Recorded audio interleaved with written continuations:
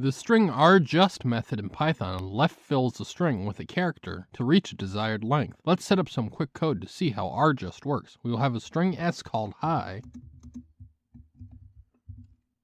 Then we will call rjust on hi with an argument of 4.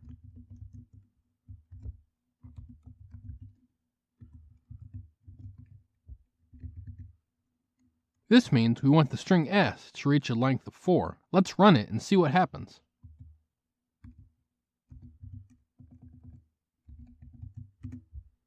From the printout, you can see that hi now has a length of 4 because rjust added 2 space characters to the left of hi. Alright, what happens if you pass in a length less than or equal to the length of the string? Let's pass in 0 to rjust and see what happens. Nothing happened. When you pass in a length less than or equal to the length of the string, the original string is returned. Okay, back to numbers greater than the length of the string. Let's pass in 4 and ty to rjust.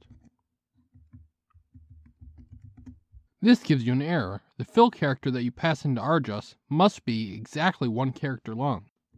Okay, finally let's pass in a legal fill character. We can pass in 4 and t to rjust.